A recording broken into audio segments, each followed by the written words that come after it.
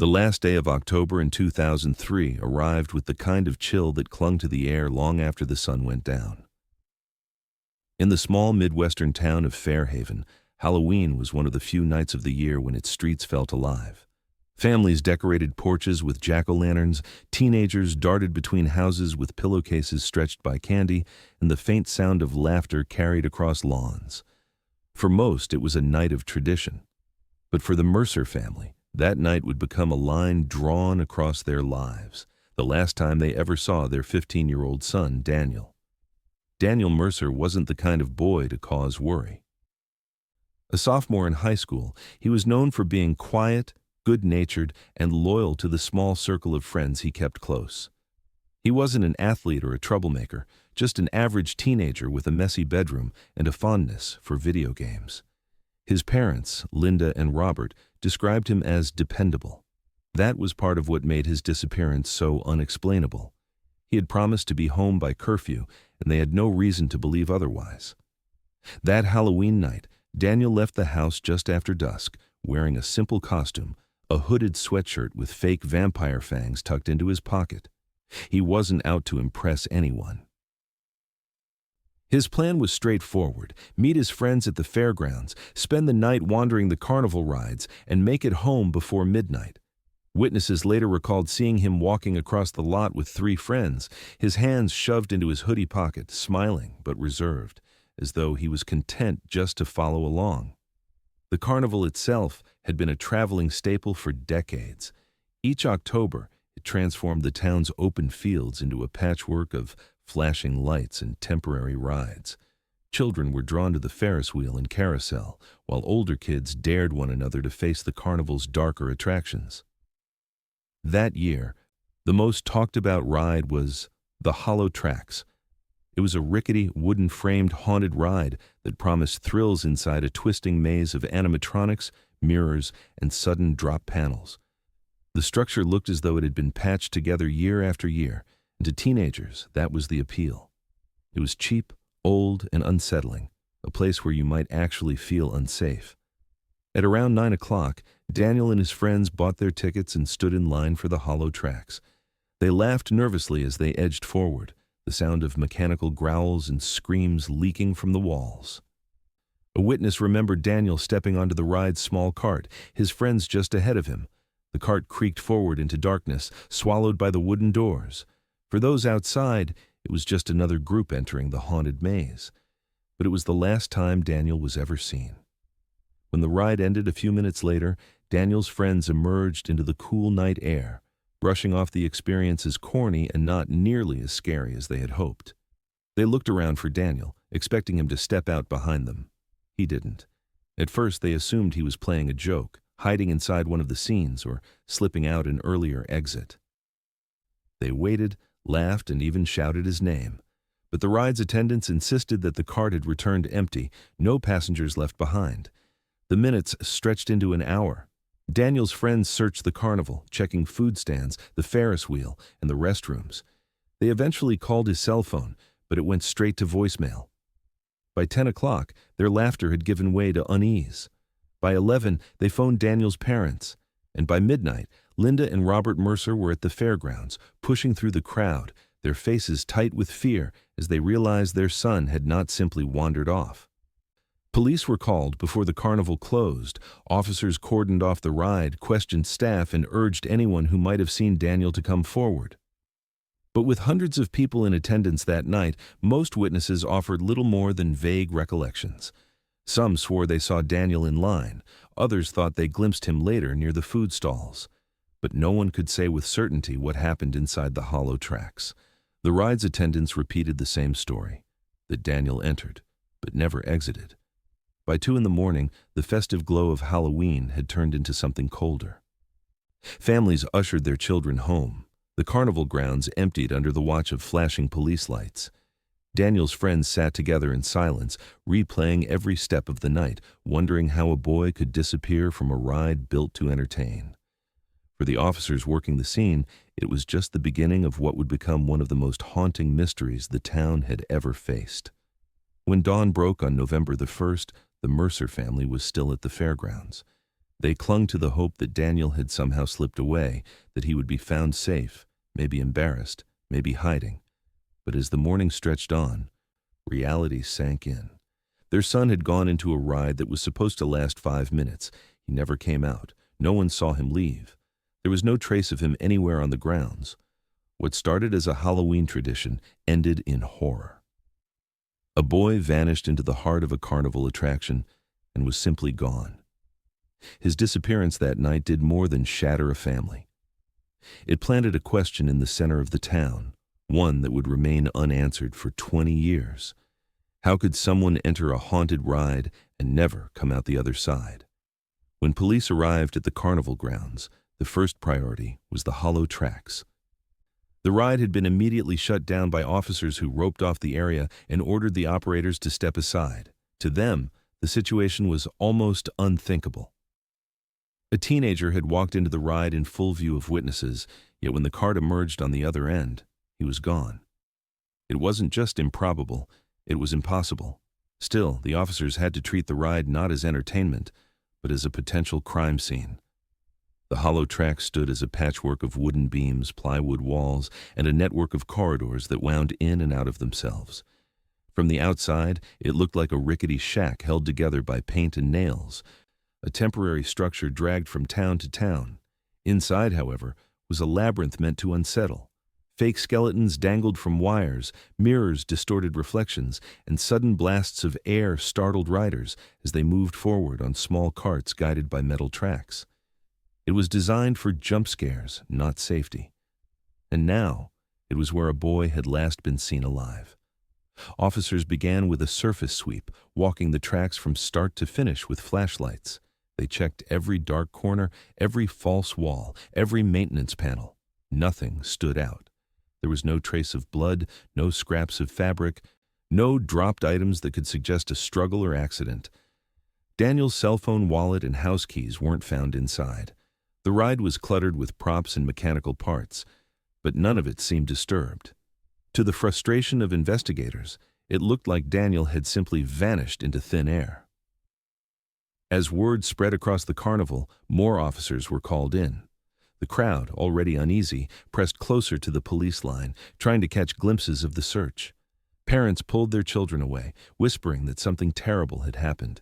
Teens clustered in groups, speculating in hushed tones about what they had seen or heard. Some swore they remembered Daniel entering a cart with friends. Others thought they heard a scream at one point inside the ride, though no one could agree on exactly when. For detectives, it was already a nightmare of conflicting accounts. By midnight, the investigation had escalated. Officers demanded the ride be shut down completely and stripped apart piece by piece. Workers unbolted wooden panels, removed props, and lifted the track from its supports. Crawl spaces beneath the flooring were examined for any sign of disturbance. Storage closets, electrical boxes, and trapdoors used for maintenance were pried open. Still, nothing appeared out of place. There was no hidden chamber, no tunnel leading out, no physical evidence that could explain how Daniel had disappeared. Attention quickly turned to the people operating the ride. Carnival workers, most of them seasonal employees who traveled from town to town, were pulled aside and questioned one by one. Investigators asked if they had seen Daniel enter, if they had noticed him try to slip away, if anyone had acted strangely. The workers denied it all. They claimed they had seen nothing unusual, just another group of kids on a busy Halloween night. Their histories, however, gave police pause. Several employees had minor criminal records, mostly petty thefts or drug charges. Nothing connected them directly to Daniel, but in the eyes of worried parents, it painted an unsettling picture. Meanwhile, officers interviewed other carnival goers. Many patrons insisted they saw Daniel in line, but beyond that, the details blurred. Some thought they saw him exit with his friends. Others remembered only the group, not Daniel specifically. No one could recall a moment where he was taken, pushed, or pulled aside. The longer the night dragged on, the clearer it became that there was no singular eyewitness account that solved the riddle. Every memory contradicted another. Theories began to spread quickly, both among police and the crowd outside the tape. The most immediate suspicion was abduction. Could someone inside the ride, a worker or even another patron, have forced Daniel out through a hidden panel? Some wondered if there was an unregistered exit, a place used by workers to slip in and out. Others speculated about a mechanical accident. The ride was old, poorly maintained, and barely regulated. Could Daniel have fallen into machinery, hidden in a place that investigators had somehow missed? Still others whispered about something more deliberate, that the ride itself was a cover for something darker. By dawn, the carnival was no longer a place of celebration. It was a crime scene. Families who had enjoyed the night before now watched officers carry evidence bags, though most of them were filled with nothing more than ride components. The Mercers stood nearby, silent and pale, staring at the structure that had taken their son and given them nothing back. For them, the carnival was no longer harmless. It was the place where their child had ceased to exist, and the wooden walls of the hollow tracks felt like the mouth of something that had swallowed him whole. The official report filed that morning confirmed what the family already feared. There was no sign of Daniel Mercer inside the ride or anywhere on the grounds. With no evidence of foul play, no witness who had seen the exact moment he disappeared, and no physical trace left behind, investigators faced an impossible mystery. He had walked into the hollow tracks in front of everyone, and yet by the end of the ride, he was gone. The search would widen beyond the carnival in the hours to come. But the unanswered question hung heavy over the town. How could a 15-year-old boy disappear from a ride designed to scare people when the real terror was that he never came out at all? In the days that followed Daniel Mercer's disappearance, Fairhaven became a town divided between fear and speculation. What had begun as a Halloween night of carnival lights and laughter now sat under the shadow of unanswered questions. Parents who had once trusted the annual fair as a harmless tradition now looked at the carnival grounds with suspicion. The hollow tracks had been torn apart and inspected piece by piece, but the mystery only grew deeper the longer it went unsolved. The boy had gone in. He had never come out. And now, every corner of town seemed to have its own theory about how. Whispers spread quickly through schools and workplaces. Some said Daniel had enemies, other kids who bullied him or pushed him around. Maybe someone had followed him into the ride and taken their chance when the lights went out. Teachers noted that Daniel had never been one to stir conflict, but the rumor of enemies made the story more frightening, the possibility that a predator had hidden in plain sight and picked their moment. The carnival workers were another target of suspicion. They were drifters, most of them seasonal hires who followed the rides from one county to the next. To the residents of Fairhaven, they were outsiders, people whose histories were difficult to trace. Police interviews revealed some had criminal records, mostly minor charges, but to parents desperate for answers, that was enough to brand them guilty. People spoke about shady men lurking near the rides, strange looks exchanged in the crowd, and the possibility that Daniel had been forced out through a side door the police never found. Theories turned ordinary workers into villains, and trust in strangers evaporated almost overnight. But perhaps the most disturbing rumors weren't about people at all. They were about the ride itself. Teenagers who had gone on the hollow tracks in years past recalled blind spots, where the tracks disappeared into darkness, areas so poorly lit you couldn't see who sat beside you. Others swore there were maintenance doors and hidden passages meant for workers that the public never knew about. Could Daniel have slipped into one of those spaces by mistake or been pulled inside? To a community desperate for answers, even the structure of the ride became sinister. Like a maze designed to conceal. Police tried to calm the storm.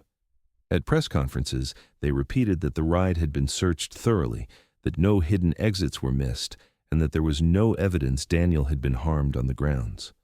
But their reassurances fell flat. Witness accounts contradicted each other at every turn. Some swore they heard a scream inside the ride that night, sharp and brief, as if someone had called out in fear before being silenced. Others insisted Daniel had never even entered, that they hadn't seen him in line at all. Each version of events eroded public confidence further. If no one could even agree on whether he had been inside, what chance was there of finding the truth? By the second week, paranoia began to seep into the rhythm of daily life. Parents no longer let their children walk to school alone. Teenagers who once bragged about sneaking out at night now avoided the streets after dark. Strangers who passed through town were looked at with suspicion, as though any outsider might be hiding knowledge of what happened to Daniel. The carnival, once a source of excitement, was now remembered only as a place where safety had failed. Its bright lights were gone, its rides dismantled, but its shadow stretched across Fairhaven long after it left. For Daniel's family, the fear carried a sharper edge. Every rumor felt like a blade twisting. If Daniel had enemies, why hadn't they noticed? If a carnival worker had been involved, why hadn't the police acted sooner? If the ride itself concealed secrets, why hadn't the search revealed them? Linda Mercer replayed her son's last moments over and over, the way he left the house, promising to be home by midnight, his hood pulled up against the October chill. Robert, quieter by nature, turned his silence into watchfulness, scanning faces in town as though the answer might appear in someone's eyes. Their house, once filled with ordinary teenage noise, became unbearably still. By the end of the month, the case had shifted from an active emergency to a chilling uncertainty. Detectives combed through witness statements again, but the contradictions piled higher. A boy seen here, not there. A scream heard or imagined, a ride searched yet still mistrusted. Fear had taken on a life of its own, filling in the gaps where facts could not reach. Fairhaven was left with the unbearable reality that a child had vanished in front of hundreds of people, and yet no one could explain how.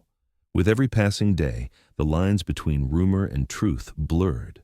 And for the Mercers, each new whisper felt like a reminder that their son had been swallowed by something no one in town could name, something that even the police could not chase down. What began as fear would soon evolve into desperation as investigators pushed deeper into false leads, and the family clung to the hope that somewhere, somehow, Daniel could still be found. The first weeks after Daniel Mercer's disappearance carried a kind of frantic energy. Police fielded calls at all hours, reporters hovered outside the Mercer home, and volunteers combed fields, ditches, and wooded areas within miles of the fairgrounds. The search had been thorough, but as the carnival packed up and moved on, the void Daniel left behind only seemed to grow wider. His family hoped the investigation would close the distance, but instead, it wandered into shadows and silence. By December, the tips began arriving in unpredictable waves. Some came through official hotlines, others through anonymous notes or whispered phone calls made late at night. Each one carried the same possibility, the chance that Daniel was alive somewhere, waiting to be found. Investigators were trained to follow every lead, no matter how small. And for a family desperate for answers, hope was the only currency they had left. One of the first significant tips came from a neighboring town 40 miles away. A gas station attendant swore he saw a boy matching Daniel's description walking along the highway, carrying a backpack. The boy seemed nervous, the witness said, glancing over his shoulder as though someone might be following him. Officers were dispatched, roadsides checked, and surveillance cameras pulled from nearby businesses. But the grainy footage revealed nothing more than blurred figures and passing headlights. If the boy had been Daniel, he had slipped away unseen. Weeks later, another call arrived, this time from an anonymous woman who claimed Daniel had run away willingly. She insisted he was living with friends, trying to escape a life he didn't want. Police pressed for details, but the caller hung up before she could explain more.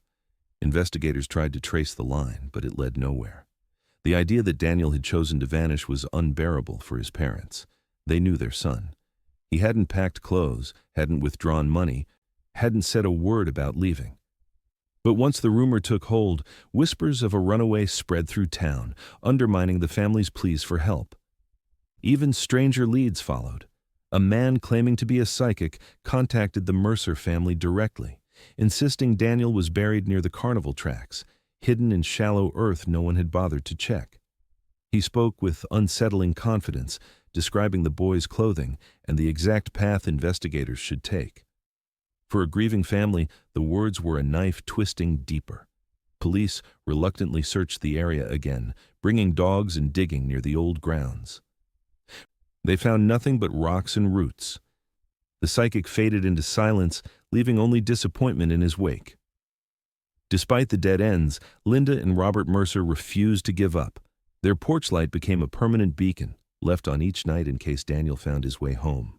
Flyers with his face-papered telephone poles, grocery store windows, and gas stations across the county. Linda carried stacks of them in her car, handing them to anyone who would take one. Robert focused on logistics, maps, timelines, and theories he scribbled in notebooks late into the night. Each page was an attempt to find meaning in the chaos, to draw a line from his son's last known moment to wherever he might be now.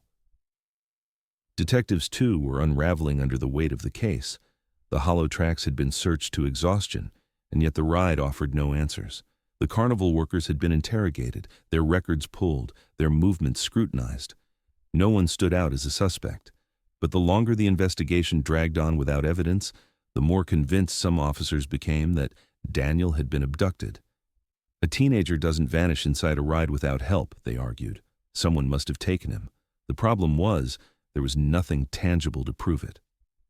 No fingerprints, no fibers, no witnesses who had seen the act itself.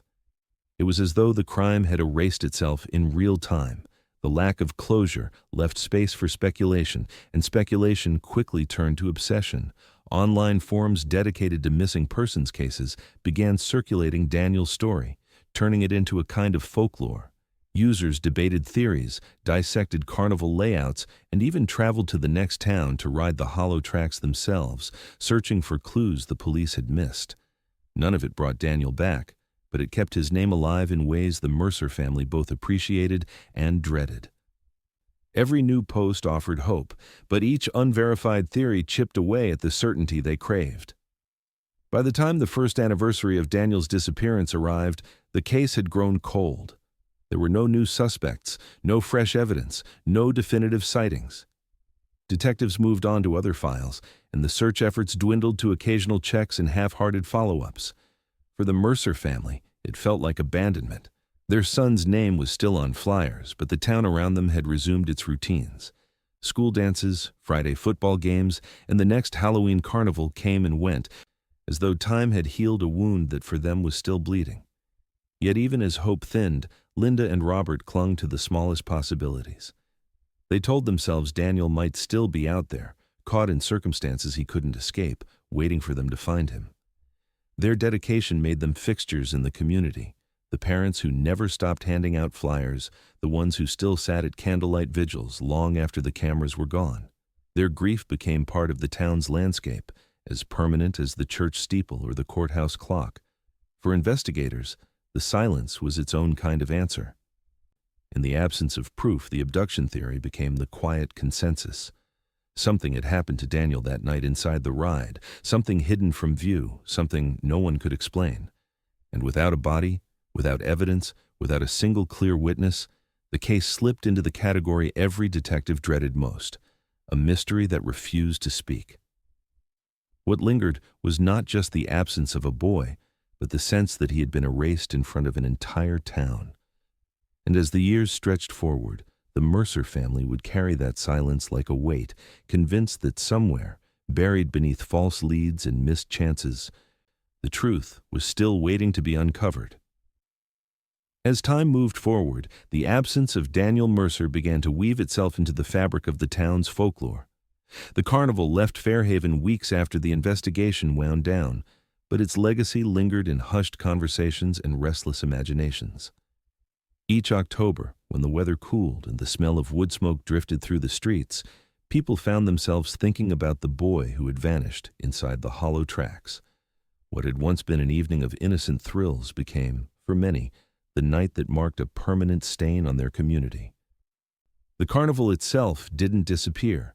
Like clockwork, it resurfaced in other towns across the state, bringing the same mix of lights, games, and rides. And at the center of it all was the hollow tracks, unchanged and still drawing lines of thrill seekers.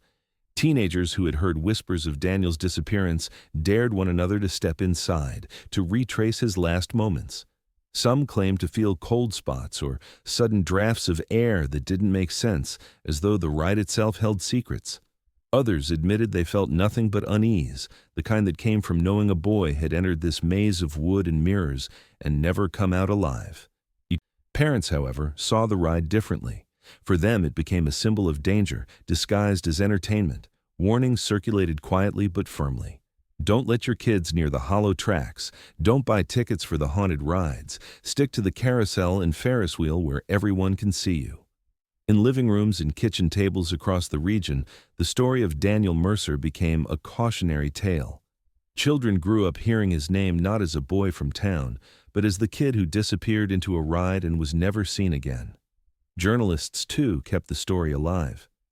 Each year on the anniversary, local papers ran features reminding readers of the unsolved case. Headlines leaned into the haunting nature of the mystery. The boy who vanished in the dark, or still missing after all these years. Television crews occasionally returned to the Mercer home, asking the same painful questions, capturing the same exhausted answers. For Linda and Robert, the interviews were both a burden and a necessity. They hated reliving the night their son disappeared, but they also knew media attention was the only way to keep his name alive. If the cameras stopped coming, so too would the hope that someone, somewhere, might remember something new. The carnival never addressed the case publicly beyond initial cooperation with police. Its managers insisted the ride had been inspected and cleared, that no evidence of foul play existed, and that Daniel's disappearance had nothing to do with them. Behind closed doors, however, they tightened security, hired new staff, and quietly distanced themselves from questions about the missing boy. Yet they never retired the hollow tracks. Year after year, it remained bolted together in fairgrounds across the Midwest, its plywood walls repainted, its animatronics updated, but its structure largely the same. To many who remembered Daniel, that choice felt cruel, a decision to profit off the very place where his life had ended. The Mercer family, meanwhile, lived in the shadow of uncertainty. Linda kept Daniel's room intact, his posters on the walls, his belongings untouched. Robert grew quieter with each passing year, his energy poured into work during the day and restless silence at night. They aged visibly under the weight of their grief, their faces lined not just by time, but by the exhaustion of waiting. Every year when the carnival returned to the region, the memories pressed in closer, reopening wounds that had never truly healed. The case files gathered dust in county storage, reopened only occasionally by detectives who admitted off the record that they doubted anything new would surface. Without evidence, there was nothing to build on. Without witnesses, there was nothing to confirm. And without Daniel, there was nothing to hold on to. It was as though the ride itself had consumed him, leaving behind only questions that no one could answer. Still, the story refused to fade. Teenagers told it in hushed voices at sleepovers, embellishing details and daring each other to ride the hollow tracks when it rolled into town. Some made jokes, others whispered prayers, but all carried a strange fascination with the boy who had vanished. The ride became more than wood and wheels. It became a stage for dares, a place where legend and fear blurred together. For the Mercer family, those dares felt like salt on a wound. Each October, they saw groups of kids laughing about the case, treating their son's disappearance as entertainment. It was a reminder of how far the world had moved on while their own lives remained stuck in the night of 2003. To them, Daniel was not a ghost story or a dare. He was a boy whose life had been stolen and whose absence had hollowed out their home. As years turned into decades, the Mercer family's hope narrowed, but never extinguished. They believed the truth was out there, hidden in the carnival's shadows, buried in the boards of a ride that traveled freely from one town to the next. And though the world had largely accepted Daniel as another unsolved mystery, for his family, the haunting was not the ride itself. It was the silence that followed them every day, reminding them that the boy who went in had never come out.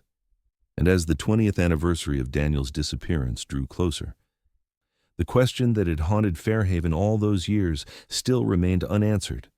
What really happened inside the hollow tracks? And how could a ride built for scares hide a secret that no one had been able to uncover? By 2010, 7 years after Daniel Mercer vanished inside the hollow tracks, The case had begun to slip from the active memory of law enforcement. The initial search that once consumed hundreds of hours had narrowed to a file gathering dust on a shelf in the county sheriff's office. Detectives who had worked the case retired or transferred, leaving their notes behind for successors who quietly admitted off the record they had little hope of finding anything new. For them, the Mercer case was unsolvable, a black mark on the department that no one wanted to revisit. The carnival had moved on as well. Under new ownership, it rebranded itself with brighter colors, fresh advertisements, and promises of family fun. But those who had lived through the night of October 31st, 2003, knew the truth behind the painted smiles. They remembered the boy who had stepped into a ride and never returned. For them, the carnival's new image was little more than a mask stretched over something rotten. It still carried the hollow tracks wherever it went, reassembled in towns that had never heard Daniel's name, attracting crowds unaware that its walls had once been treated as a crime scene. For the Mercer family, life became a long stretch of waiting broken only by ritual. Each October they placed a candle on their porch, its small flame glowing against the autumn dark. It was their way of calling their son home, a silent vigil that said they had not forgotten him. Neighbors sometimes joined, setting out their own candles in quiet solidarity. But with every passing year, the gesture grew lonelier. As fewer people remembered the details of the boy's disappearance, and fewer still believed the case would ever be solved, the silence around the investigation created space for something else to grow: speculation. By the mid-2000s, online forums dedicated to unsolved mysteries began dissecting Daniel's disappearance. Strangers who had never set foot in Fairhaven pored over newspaper clippings, scanned police reports, and debated theories late into the night. Some were convinced there had been a secret tunnel beneath the hollow tracks used by workers to smuggle Daniel away. Others believed a carnival employee with a criminal past had abducted him, with management covering it up to avoid liability. The most extreme theories suggested darker conspiracies involving multiple people, elaborate distractions, and even police complicity. None of it was ever proven, but in the absence of evidence, imagination thrived. For Linda and Robert Mercer, the forums were both a lifeline and a torment. They read every theory, hoping someone might stumble across a clue overlooked by investigators. But most of the posts only recycled rumors they had lived through years earlier: supposed sightings in gas stations, psychic predictions, whispers about the ride's hidden doors. Each one rekindled hope before extinguishing it all over again. Linda admitted privately to friends that she hated reading them, but she couldn't stop. Somewhere deep down, she was afraid the answer would appear online before she ever heard it from the police. The years slipped forward, and the town adjusted in ways the Mercer family could not. The carnival returned under its new name and was greeted by children who hadn't been alive when Daniel disappeared. They laughed, bought tickets, and lined up for the hollow tracks without knowing the history. For teenagers, it became a local dare to ride the same attraction where a boy had once vanished. They emerged laughing, shaken, telling stories of strange sounds in the dark or cold gusts of air that didn't belong. Over time, the ride's reputation shifted from crime scene to ghost story, something retold around bonfires each Halloween. The horror of a missing boy turned into legend, and the line between fact and folklore blurred beyond recognition. But for the Mercers, time did not dilute the pain. Daniel's absence lived in every empty chair at holiday dinners, in every birthday that passed without him. The milestones other families celebrated, graduation, college, adulthood, became markers of what their son had been denied. 20 years stretched out like a single unbroken night, a silence that refused to end. And yet, despite the years of heartbreak, they never stopped hoping that one day the truth would break through. By 2023, the story of Daniel Mercer was barely a headline anymore, yet it persisted in the quiet corners of memory. Online sleuths still revisited the case each October, piecing together maps and timelines. Journalists still called the Mercers on anniversaries, asking the same questions with fewer words. And each Halloween, the candle still burned on their porch, its glow a reminder that some wounds never closed. For the rest of the world, the hollow tracks had become nothing more than an aging ride inside a rebranded carnival. For the Mercer family, it remained the place where time had stopped. What no one could know, however, was that just as the story seemed buried in silence, something was about to change. A discovery would soon bring the ride back into focus, turning legend into evidence and reopening the wound with answers no one had expected. 2 decades after Daniel Mercer vanished, the hollow tracks was no longer the carnival's centerpiece. Time had stripped it of its menace, reducing it to a creaking relic that broke down more often than it thrilled. In early 2023, the carnival sold off its oldest attractions to a new entertainment company that specialized in modern haunted houses. Their plan was simple: gut the aging ride, keep its rustic charm, and rebuild it into something safer, louder, and profitable. For most, it was nothing more than a business deal. For the Mercer family, who had endured 20 years of silence, it would become the moment their long nightmare turned into something far darker. The dismantling began on a gray morning in March. Workers pried away old plywood panels, tore up warped sections of flooring, and cataloged decades of rot. The hollow tracks had been built piece by piece in different towns, patched together with whatever materials were available, and by now it was more patchwork than ride. As crews stripped away layers of wood, they stumbled upon sections that didn't match the rest. One wall, tucked behind a corner where riders had once passed through a narrow corridor of hanging skeletons, felt strangely solid. Unlike the thin plywood panels surrounding it, this section resisted the hammer blows. It rang hollow in some places, dense in others. To the crew, it looked less like part of the ride and more like a wall hiding something. Curiosity turned quickly to unease when the workers forced it open. Behind the warped boards was a space no one had expected, a crawl space sealed off from view. Dust and the smell of rot poured out as they shone flashlights inside. What they saw at first looked like scraps of old carnival trash: cloth, wood shavings, rusted metal. But as their eyes adjusted, the truth took shape. Tangled among the debris were fragments of a hoodie, worn to threads by time. Beside it lay bones, aged and brittle, collapsed into the dirt floor. A necklace, its chain rusted but its small pendant still intact, rested in the center of the remains. The workers froze. Some backed away, others whispered that it had to be a prank. But the silence in the space was unmistakable. This wasn't a prop, wasn't a staged scare. They had found something real.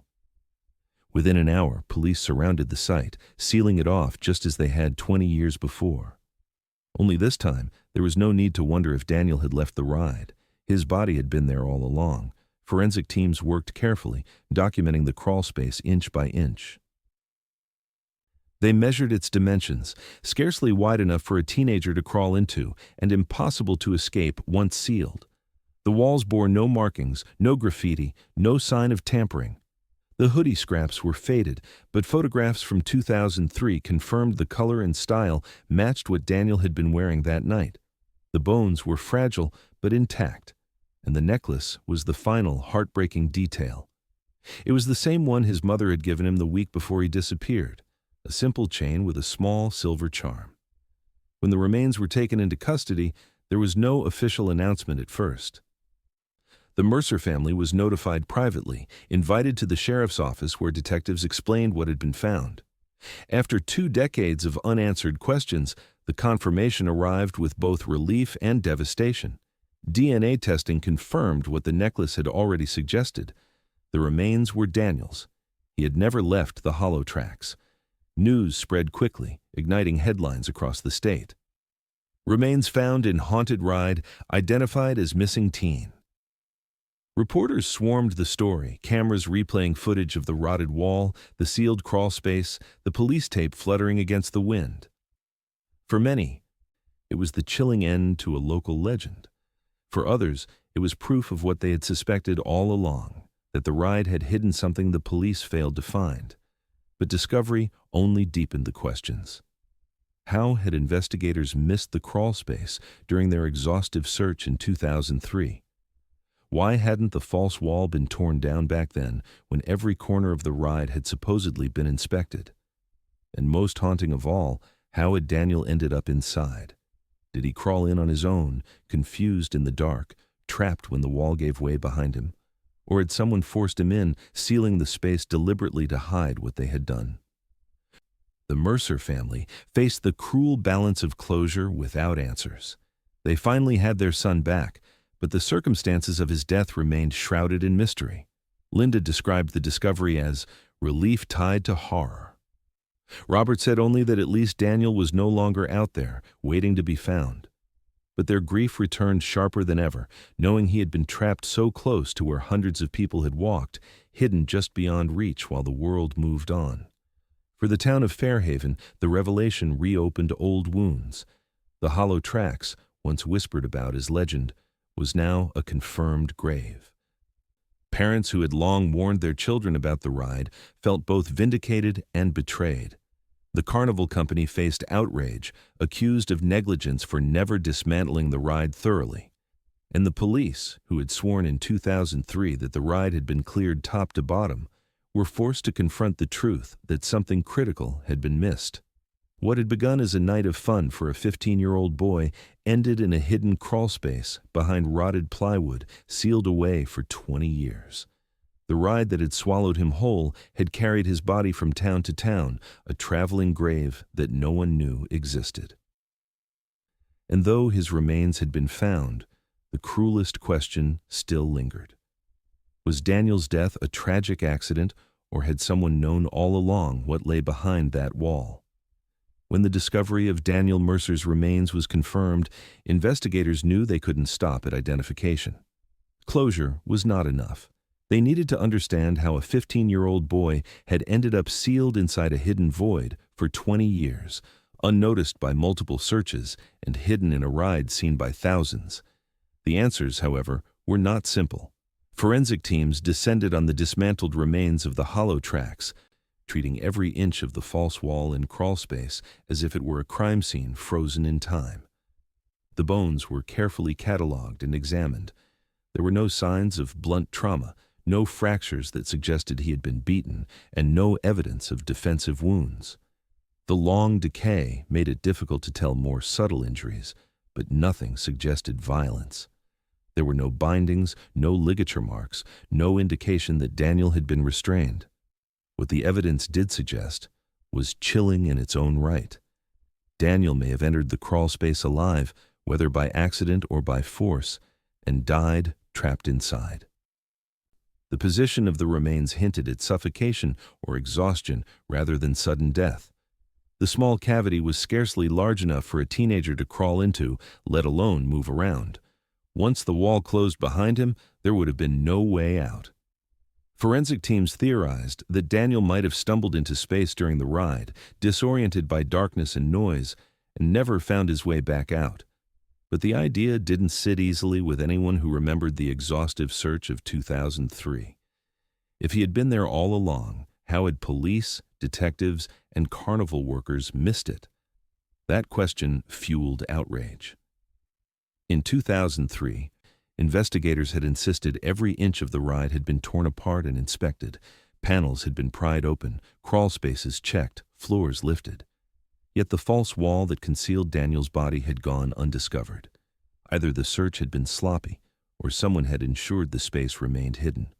Both possibilities pointed to failure, and both were unacceptable. Attention turned again to the carnival itself. Former employees were tracked down and asked if they had known about the hidden void. Some admitted they remembered sections of the ride that seemed patched over, places where boards didn't quite line up. Others claimed ignorance, saying maintenance was handled hastily and with little oversight. A few raised more troubling suspicions that shortcuts were built into the ride, hidden passages for workers to move quickly from one section to another. If Daniel had been lured or stumbled into one of those spaces, it would explain how he vanished in plain sight. The Mercer family's grief reignited with every new revelation. Linda couldn't understand how the space had gone unseen when the ride had been the center of the investigation. Robert grew angry at the thought that his son might have been calling out from behind that wall while police were searching just feet away. Their hope for answers curdled into a sharper kind of pain, the knowledge that maybe Daniel could have been found if someone had looked closer. Public trust in the carnival collapsed overnight. Parents who had once tolerated its return each October now demanded accountability. How could a ride carry a dead child across state lines for 20 years without anyone knowing? Lawsuits were filed, alleging negligence and cover-ups. Online forums reignited with fury, arguing that the carnival had known more than it ever admitted. Some accused workers of deliberately sealing Daniel inside, while others claimed management covered it up to protect profits. With no definitive proof, the theories multiplied, each one darker than the last. Investigators tried to cut through the noise with facts, but even the facts were murky. The false wall bore no markings that proved it had been nailed shut after Daniel entered. The wood had rotted too much to tell whether it had been reinforced intentionally or simply collapsed over time. There were no fingerprints, no tool marks, no evidence to confirm foul play. To the frustration of detectives, the forensic story was one of possibility, not certainty. Daniel might have crawled in on his own. He might have been pushed or lured. He might have been sealed in deliberately. The science could not say. For the community, the uncertainty felt like betrayal. The discovery had given them an answer to the question of where Daniel had gone, but not why, and not how. The silence of 2 decades had been broken, only to reveal more silence. Parents who once told their children the story as a cautionary tale now wondered if the caution had been too simple.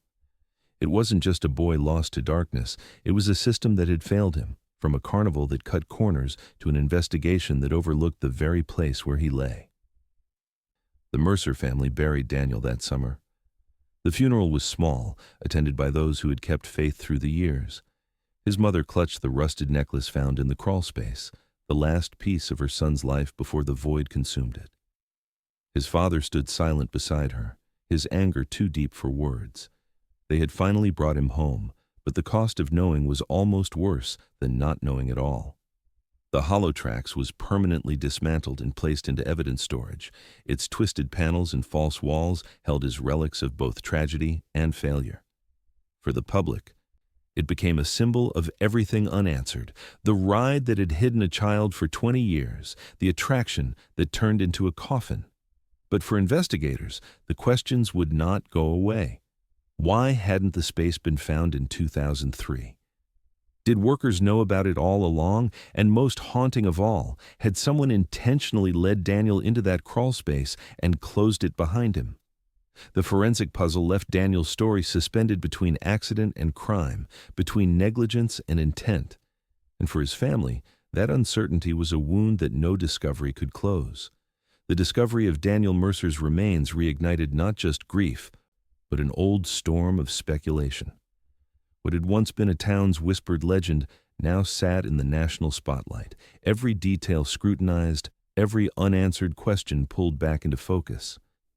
For investigators, the immediate task was to revisit ground already covered 2 decades earlier. They reopened interview transcripts, tracked down former carnival employees, and asked the questions that had lingered since 2003. Had anyone known about the crawl space? And if so, why hadn't they spoken up? Some workers, now middle-aged and long removed from the carnival circuit, admitted quietly that shortcuts had always existed inside the Holotrax. Maintenance staff sometimes slipped through hidden panels to move between scenes, fixing props or startling riders from unexpected angles. The panels weren't in maps or safety records, and most weren't even disclosed to new hires. They were part of the ride's culture, secrets passed down from veteran workers to rookies. If Daniel had stumbled across one of these, it was not impossible that he had been separated from his group and trapped where no one could find him. Others recalled safety inspections that were rushed, sometimes completed on paper without real oversight. County officials signed off on rides after a quick walkthrough, rarely tearing apart structures to check for hidden hazards. For investigators, this detail was damning. If oversight had been lax, the carnival could have operated for years with spaces no one outside its staff ever knew existed. The very system, meant to keep riders safe, may have been too careless to prevent disaster, but the facts were only part of the story. Outside official reports, the internet swarmed with revived theories. Online sleuths pieced together timelines, photos of the ride, and scans of old articles. To them, The crawlspace was proof of negligence at best and conspiracy at worst. Some argued that Daniel had been abducted inside the ride, forced or lured into the void by someone who knew it existed. If the panel had been sealed deliberately, his death might not have been an accident at all, but a cover-up. The lack of trauma on the bones didn't rule this out. Suffocation left no scars for investigators to find 20 years later. Others saw it differently. They believed the tragedy was accidental, that Daniel, disoriented in the noise and dark, had crawled where he shouldn't have, and the carnival, realizing what happened, had covered it up to protect itself from lawsuits. This theory leaned on one haunting detail. The crawlspace had been hidden behind a false wall strong enough to fool investigators in 2003. If it had been patched in haste during the days after Daniel vanished, it would explain why no one found him despite the extensive search. But without surviving records, no one could prove whether repairs had been made in those crucial hours. The Mercer family was caught in the storm of theories. Linda struggled with the possibility that her son's death might have been preventable, that someone could have spoken up and saved him. Robert leaned toward anger, convinced that negligence alone couldn't explain everything. To him, someone had known, and someone had stayed silent. The lack of clear answers left them torn between grief for what had happened and fury for what might have been covered up. Investigators faced the same wall. The wood from the false panel was too degraded to reveal when it had been nailed in place. No fingerprints or tool marks survived. The remains showed no clear evidence of foul play, yet the very existence of the crawlspace suggested opportunity. In legal terms, the case was a void, neither provable as accident nor definable as crime. The debate only grew louder as journalists revisited the carnival's history. Records showed multiple safety violations across its travels, from loose harnesses to unlit exits. Lawsuits had been filed over minor injuries and ignored hazards. To critics, Daniel's disappearance was simply the most tragic example of a pattern. To defenders, it was coincidence amplified by fear. The truth sat somewhere between, but the evidence was too murky to tip the balance. Online forums dissected every angle. Some users insisted Daniel's body had been placed deliberately in the crawlspace by someone who knew the search would fail. Others believed the carnival had panicked after his disappearance and boarded up the panel to keep the ride open, never expecting the boy to be trapped inside. Each post carried the same conviction, that if the truth wasn't clear, it had been made that way. For detectives, the case grew heavier with each theory. They knew families wanted certainty, but the evidence would not give it. They could point to the crawlspace and say, "Here's where he was," but they could not answer the questions that mattered most: how he got there, and who, if anyone, was responsible for leaving him there. For the Mercer family, that uncertainty was unbearable. To bury Daniel after 20 years should have been closure. Instead, it felt like another layer of silence. They had brought him home, but the truth of his final moments remained locked in the shadows of a ride that no longer existed. And as the case reignited across headlines, the haunting question returned with more force than ever. Had Daniel Mercer been the victim of a tragic accident, or had the carnival carried a secret darker than anyone was willing to admit? The discovery inside the hollow tracks made headlines far beyond Fairhaven. National outlets carried the story of a haunted ride that had, in the most literal sense, held a ghost of the past. News anchors spoke of a carnival attraction turned tomb, a boy hidden in plain sight while the world moved on around him. For many, it was a chilling revelation, the kind of story that sounded too surreal to be true.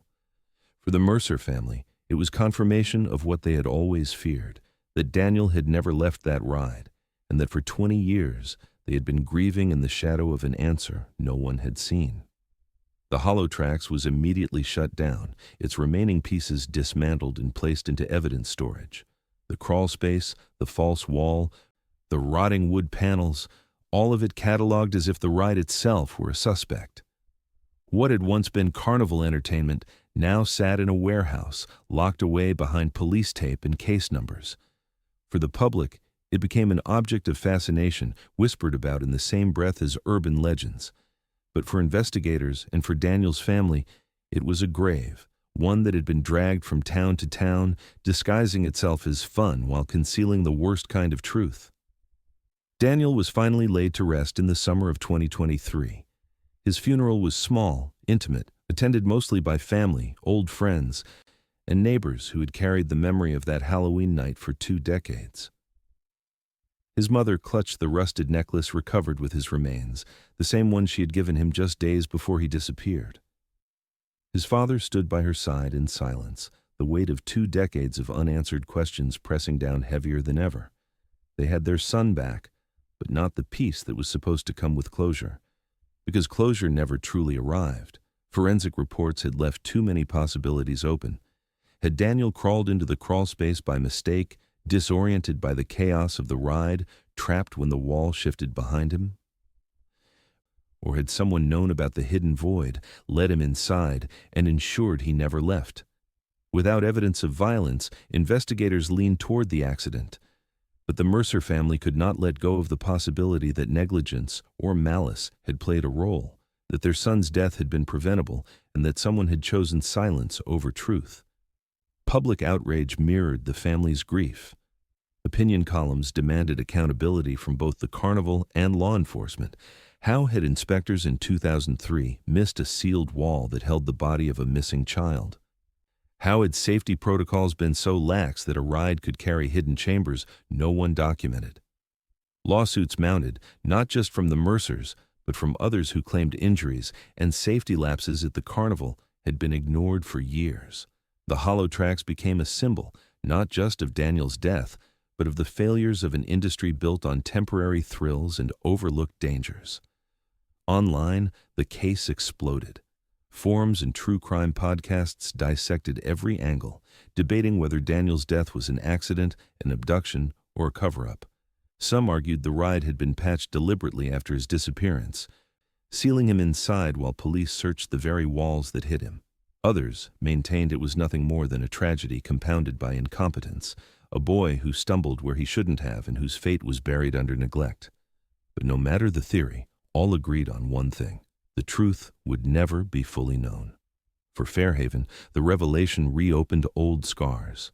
The town that had once carried the weight of Daniel's disappearance now carried the shame of how it had ended. Parents who had warned their children about the hollow tracks for years now had proof that the ride had indeed held something to fear. What had once been legend and rumor was now fact. A boy had entered the ride, and the ride had kept him. Halloween in Fairhaven was forever changed. Where once there had been costumes and laughter, there was now the memory of a candle burning on a porch for 2 decades, waiting for a boy who would never come home. The Mercer family continued their vigil even after the funeral. Each October, they still lit a candle, not just for Daniel, but for the truth they believed remained buried. For them, the ride had taken more than their son's life. It had stolen the certainty of knowing how and why. That absence was a wound that no discovery could heal. The hollow tracks, once a carnival selling point, now lived on only as evidence and memory. To some, it was a cautionary tale about negligence. To others, it was proof of hidden crimes that would never surface. And to the Mercers, it was the place where their son's life ended, a structure never meant to become a grave, but one that had done exactly that. 20 years after that Halloween night, the question remained suspended in the air like a shadow that refused to fade. Was Daniel's death the result of a cruel accident, a moment of confusion that ended in silence? Or was it the product of something far darker, hidden deliberately behind a false wall? The evidence could not decide. The investigators could not prove. And so, the hollow tracks stood in history as both grave and unanswered riddle, a haunting reminder of how a boy could vanish into a ride that was never meant to let him go.